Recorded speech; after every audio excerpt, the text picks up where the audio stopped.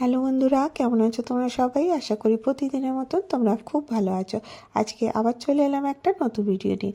বন্ধুরা, তোমাদের ঘরেও কি এরকমের অনেক পুরনো ছেঁড়া কুর্তি পরে রয়েছে? কালার ফেড হয়ে গেছে, সেলাই খুলে গেছে, কি করবে বুঝতে পারছো না। আমাদের প্রত্যেকের ঘরেই এরকমের অনেক পুরনো কুর্তি পরে থাকে, সেগুলো আমরা কি করব বুঝতে পারি না। তো আজকের আইডিয়াটা তোমাদের জন্য।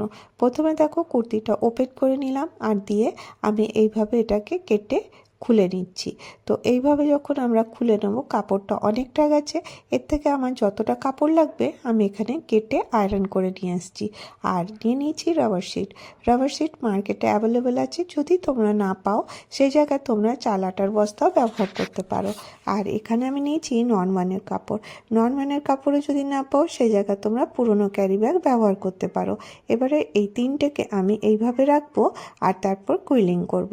তো দেখো, মেন ফেব্রিকটা আমি একটু বড় নিয়েছি, কারণ যখন আমি এই কাপড়টা কুইলিং করব যাতে ছোট বড় না হয়। আর তিনটে দেখো একসাথে এইভাবে রাখছি।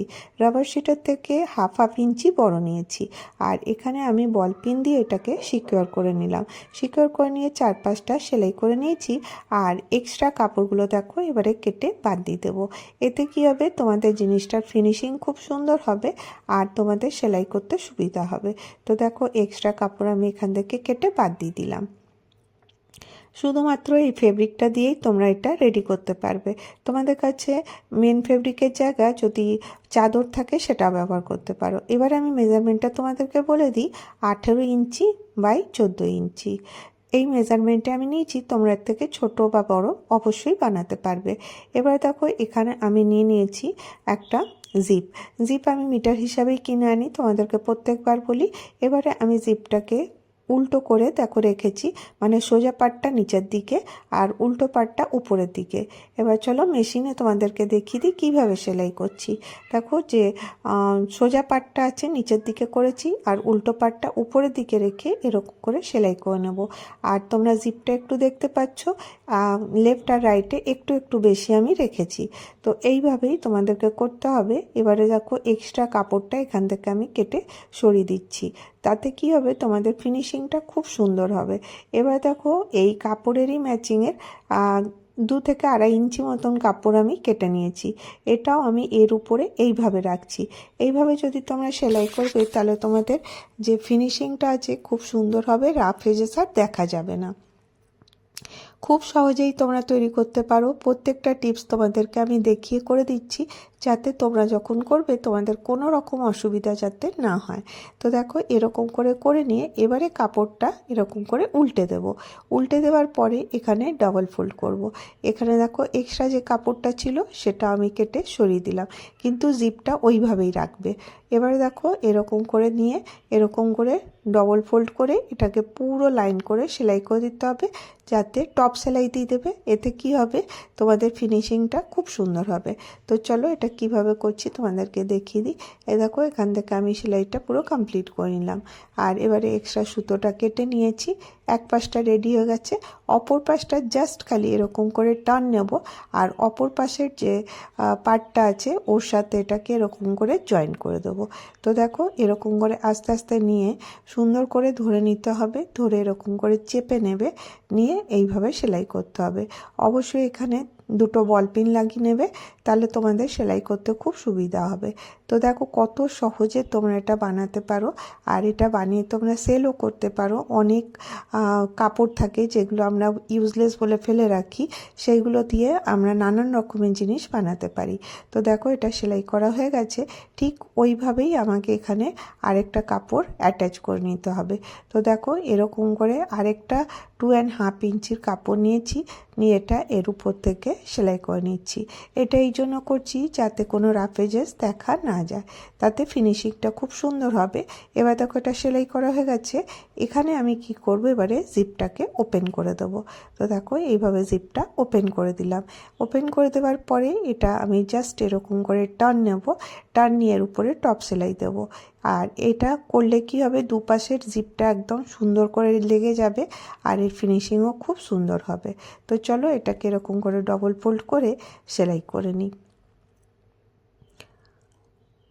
এরকম করে ধরে এরকম করে এটাকে সেলাই করে নিতে হবে। এটা চেপে চেপে করলে দেখবে এটার ফিনিশিংটা খুব সুন্দর আসছে। তো দেখো এবার তোমরা আশা করি বুঝতে পারছো যে একটা সুতো রেক্ট্যাঙ্গেল পিস দিয়ে আমি এটা তৈরি করে নেব। এবার এটা কমপ্লিট হয়ে গেছে। তো এবার এখানে জিপ লাগাবো। জিপ লাগাবার জন্য আমি আজকে দুটো জিপ এখানে ব্যবহার করছি, কারণ দেখো এই যে ব্যাগটা আছে অনেকটা বড় হচ্ছে পাউচটা, সেই জন্য দুপাশ থেকেই জিপ লাগাবো যাতে কিনা আমাদের খুলতে সুবিধা হয়। তো দেখো জিপ লাগাবার আগে এরকম করে কেটে নিতে হবে, আর এখান থেকে দুটো তার আমি বার করে নেব।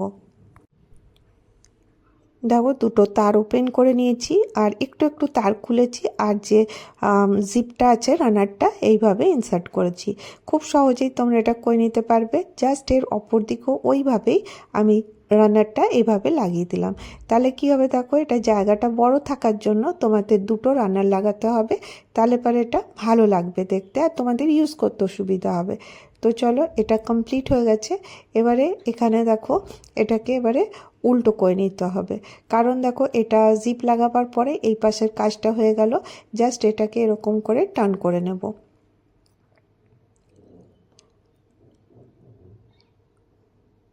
এইভাবে করে নেওয়ার পরে এটাকে সুন্দর করে এরকম করে আমাদেরকে পুরো একসাথে ধরে সুন্দর করে করে নিতে হবে। তোমরা দেখছোই স্ক্রিনে আমি কিভাবে করছি।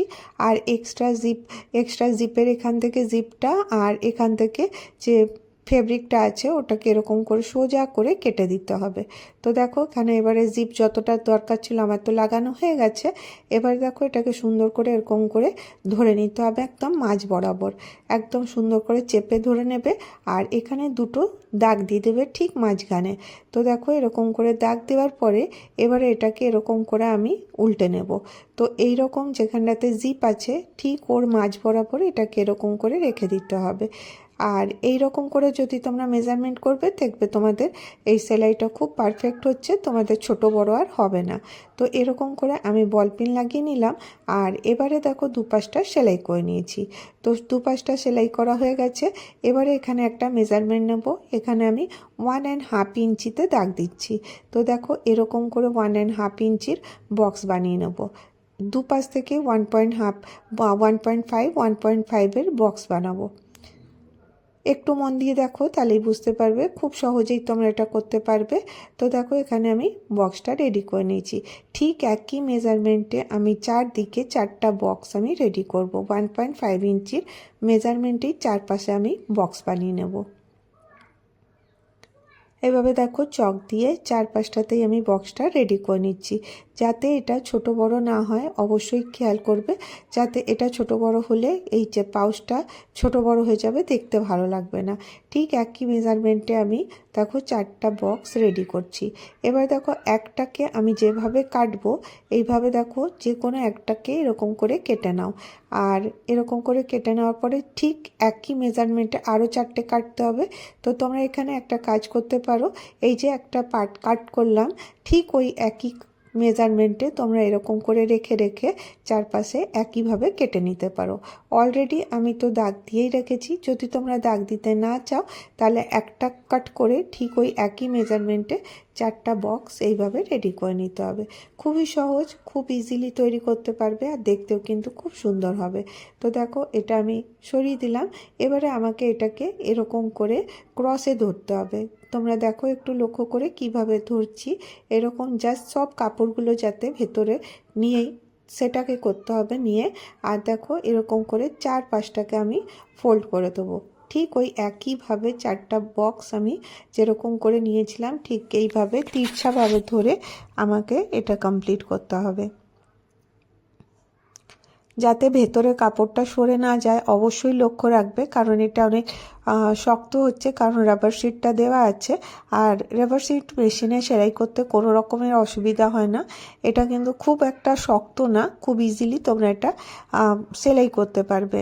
তো দেখো এতে কি হবে, দেখতে কিন্তু খুব সুন্দর হবে, একদম বাজারের যেরকম ব্যাগ পাওয়া যায় ঠিক সেই রকমের তৈরি হবে। তোমরা ডিফারেন্ট শেপের ইজিলি তোমরা এটা বাড়িতেই বানাতে পারবে। তো দেখো এইরকম অ্যাজ ইট ইজ এইভাবেও তোমরা এটাকে ব্যবহার করতে পারো, কিন্তু আজকে আমি এটাকে একটু অন্যরকম শেপ দিতে চাই, সেই জন্য দেখো এটাকে আমি এরকম করে প্রথমে সুন্দর করে এরকম করে ভাঁজ করে নেব। কিভাবে করছি তোমরা স্ক্রিনে দেখে বুঝতেই পারছো। এবার দেখো এটাকে এরকম করে ধরবো, এটা জাস্ট একটুখানি আলাদা শেপ দেওয়ার জন্যই আমি করছি। এরকম করে ধরে এরকম করে টাইট করে এরকম করে বিছিয়ে নিতে হবে। এবারে এই যে কোণাটা আছে দেখছো, সেই কোণাটাকে আমি কি করব, এরকম একটা স্কেল নেব, স্কেল নিয়ে এরকম করে লাইন টেনে নেব। খুব সুন্দর হবে কিন্তু এর শেপটা, তোমরা দেখেই বুঝতে পারবে। এরকম করে দেখো 4টা ভাগেই আমি 4টা লাইন ড্র করব। এরকম করে স্কেলটা দিয়ে ধরে আর উপর থেকে এরকম করে নিচ অবধি এরকম করে লাইন টেনে নেব। যেভাবে এ পাশটা দেখলে ঠিক অপর পাশটাও ঠিক ওইভাবেই আমি এরকম করে লাইন টেনে নিচ্ছি। এটার কোনো মেজারমেন্ট নেই, জাস্ট খালি এরকম ধরতে হবে আর এইভাবে এরকম করে মার্জিন দিয়ে নিতে হবে। তো দেখো কতটা সহজে এটা তৈরি করতে পারবে এরকম করে। আর যেরকম লাইন দিলাম ঠিক ওইভাবেই আমি এটাকে সেলাই করে নেব। তো দেখো এরকম করে আমি সেলাইটা কমপ্লিট করে নিচ্ছি, চারপাশেই সেলাই হয়ে গেছে। এবারে যে এক্সট্রা কাপড়টা ছিল সেগুলোকে আমি কেটে বাদ দিয়ে দিচ্ছি। এইরকম করে এটাকে এইভাবে কেটে নিতে হবে। তো দেখো এতে শেপটা কীরকম সুন্দর আসবে, আর এরকম করে চারপাশটা আমি কেটে নিচ্ছি। এখানে তোমরা এক কাজ করতে পারো, এই যে রাফ এজেসগুলো দেখা যাচ্ছে এই জায়গাতে তোমরা যে কোনো স্ট্রিপ নিয়ে নর্মানের কাপড় বা মেন ফেব্রিক নিয়ে এরকম করে এটাকে কভার করে দিতে পারো, তাহলে কি হবে তোমাদের আর রাফ এজেসগুলো দেখা যাবে না। এবার এটাকে চলো ওপেন করি।